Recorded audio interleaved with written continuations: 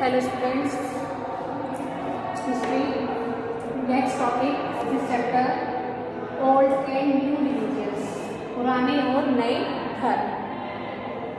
First है the 1000 years of history that we are exploring witnessed major development in religious traditions. यानी जिन 1000 वर्षों के बारे में हम पढ़ रहे हैं, तो उन 1000 वर्षों में जो है रिलीजियंस में भी काफी डेवलपमेंट्स हुए थे.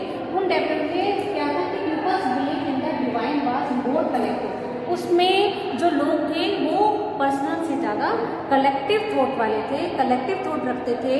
यानी उसमें जो क्या होता था कि जब बहुत सारे लोग अगर अल्लाह को मान रहे थे, बहुत सारे लोग भगवान को मान रहे थे, तो वो क्या हो गया, वो क्या हो गया था, कलेक्टिव थॉट होता है वो.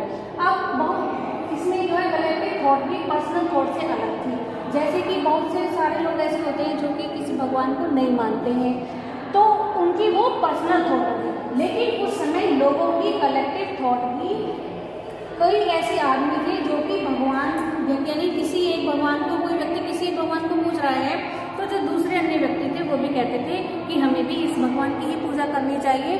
तो वो उनकी क्या थी, वो कलेक्टिव थॉट थी. थर्ड है the worship of new deities, the constructions of temples by royalty and the growing importance of Brahmins, the priests dominant groups in society. So इसमें क्या था कि the worship of new deities, यानी अब इस युग में, इस समय में नए नए देवी देवताओं की पूजा की जाने लगी थी. The constructions of temples by royalty, और जो राजा वगैरह होते थे, वेल्दी पीपल होते थे, वो क्या करने लगे थे, उन्होंने कंस्ट्रक्शन करवाया था टेम्पल्स का, मंदिर बनवाए थे. क्यों बनवाए थे? अपनी इम्पोर्टेंस बढ़ाने के लिए, अपनी प्रतिष्ठा बढ़ाने के लिए उन्होंने क्या किया था, उन्होंने मंदिरों का निर्माण करवाना शुरू कर दिया था. And the growing importance of Brahmans, और इस समय क्या हुआ था, ब्राह्मणों की इम्पोर्टेंस बढ़ गई थी. क्यों बढ़ गई थी बच्चों?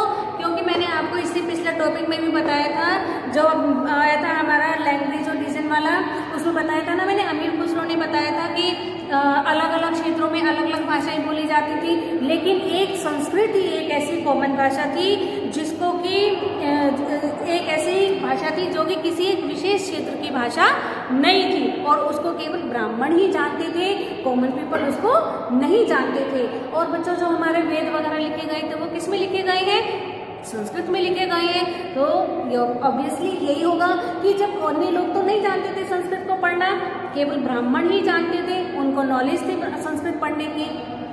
तो अब जब कोई भी पूजा पाठ, कर्म कांड वगैरह करवाया जाता था, तो जो हमारे वेद थे वो संस्कृत में लिखे होने के कारण केवल ब्राह्मण ही उस पूजा को करवा सकते थे, क्योंकि वो श्लोक वगैरह जो होते हैं उनको पढ़ सकते थे.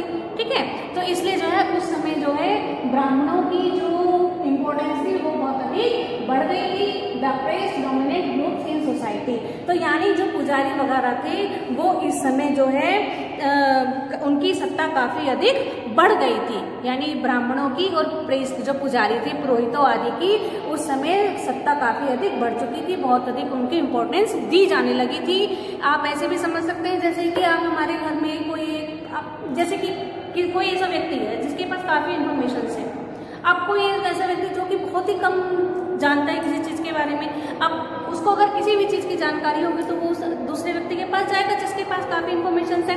तो ऐसा ही था कि उस समय जो है ब्राह्मण जो है संस्कृत के ज्ञाता थे, और अन्य कोई व्यक्ति संस्कृत को नहीं जानता था. तो जब भी पूजा पाठ वगैरह होती थी तो सभी लोग ब्राह्मण को ही बुलाते थे पूजा पाठ वगैरह करवाने के लिए. तो इसलिए उस समय जो है ब्राह्मणों की और पुरोहितों की इम्पोर्टेंस काफी अधिक बढ़ चुकी थी. फोर्थ पॉइंट है इसका, position was consolidated by the support of their patrons. Patrons होता है बच्चों कि वह व्यक्ति, धनी व्यक्ति जो किसी शिल्पकार हो, कवि हो, तो उसको जो है वो किसी अन्य व्यक्ति को, यानी जो उसको सहारा देता है, उसकी संरक्षण करता है, तो वो उसकी मदद करता है, तो वो क्या कहलाता है, पैट्रॉन्स कहलाता है. तो अब इसमें ये है कि संस्कृत की ग्रंथों के ज्ञान होने के कारण समाज में ब्राह्मणों का बड़ा आदर होता था. तो जो इनके पैट्रॉन्स थे, जो इनके संरक्षक थे, वो नए नए शासक जो स्वयं की प्रतिष्ठा बढ़ाने के लिए, स्वयं की इम्पोर्टेंस की चाह में थे, अब वो जो है इनका समर्थन करने लगे थे. जो भी ये कहते थे वो उस चीज को उसके साथ एग्री रहते थे। अब इसमें क्या हुआ कि जब कोई देखो कोई प्रभावशाली व्यक्ति है, कोई जैसे राजा ही मान लो, जब राजा उस ब्राह्मण का आदर करता था, जब उस समय ब्राह्मणों का आदर किया करते थे, तो जो उसकी प्रजा थी, जो वहाँ के लोग थे, उनको भी उसका सम्मान करना पड़ता था। तो ये क्या था कि जब राजा वगैरह इन ब्राह्मण का समर्थन करते थे, तो इस कारण से जो है इनका काफी दबदबा बढ़ गया था। फिफ्थ पॉइंट है, one of the major development of this period was the emergence of the idea of bhakti. अब इसमें जो है जो सबसे बड़ा जो डेवलपमेंट था वो था भक्ति का। जो परिवर्तन आया था वो भक्ति का आया था।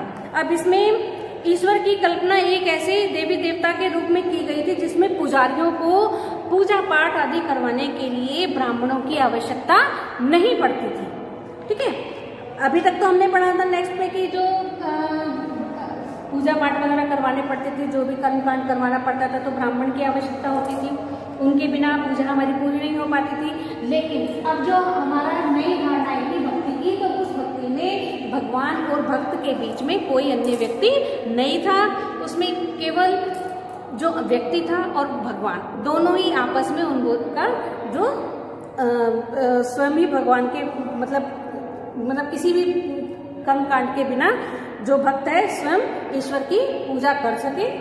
ठीक है, अब जो है हमारा नेक्स्ट पॉइंट है, merchants and migrants first brought the teachings of the holy Quran to India in the 7th century. यानी 7वीं शताब्दी में मर्चेंट्स व्यापारी और कुछ माइग्रेंट्स जो कि प्रवासी होते कहलाते हैं, वो 7वीं शताब्दी में आए थे होली बुक कुरान को लेकर, उसकी टीचिंग्स, उसकी शिक्षाओं को लेकर। तो अब इसमें जो है 7वीं सदी में व्यापारी और जो प्रवासी होते हैं वो लोग आए थे कुरान शरीफ का संदेश लेकर भारत में। There were the Shia Muslims who believed that the Prophet Muhammad son-in-law Ali was the legitimate leader of the Muslim community, and the Sunni Muslims who accepted the authority of the early leaders of the community and the succeeding Khalifas। अब इसमें बताया गया है कि जो कई इस्लाम यही वही युग था जिसमें नए नए धर्मों का आगमन हुआ था, कुरान शरीफ आई थी, और जिसकी जो है 7वीं शताब्दी में व्यापारी वगैरह आए थे और मुसलमान कुरान शरीफ को अपना धर्म ग्रंथ मानते थे और केवल एक ईश्वर अल्लाह की ही सत्ता को वो स्वीकार करते थे, जिनका प्रेम, करुणा, उदारता, अपने में आस्था रखने वाले हर व्यक्ति को वो गले लगाता है, चाहे उस व्यक्ति की सामाजिक बैकग्राउंड उसका कुछ भी रहा हो। दूसरा इसमें है कि कई शासक इस्लाम और उसके जो धर्मशास्त्री वगैरह थे और जो न्याय शास्त्री थे, अर्थात जो कि उलेमा को संरक्षण देते थे। हिंदू धर्म की भांति इस्लाम के जो अनुयायी थे उनमें भी अपने अलग अलग तरह से वो व्याख्या करते थे। मुसलमानों में कुछ तो शिया थे और कुछ थे सुन्नी। तो जो खलीफाओं के प्रभुत्व को स्वीकार करते थे, यानी इस्लाम के आरंभिक दौर में जो इस धर्म का नेतृत्व करने वाले थे वो खलीफा कहलाते थे। तो वो उनका जो है वो कहते थे कि हम जो है खलीफाओं का उनको मानेंगे। लेकिन कुछ लोग जो शिया मुस्लिम थे वो किसमें विश्वास करते थे? प्रॉफेट मोहम्मद के जो सन-इन-लॉ थे अली, वो उनको अपना लीडर मानते थे। वो उनके द्वारा मार्गदर्शक जो भी उनका वो बताते थे तो वो उनको ही अपना नेता मानते थे।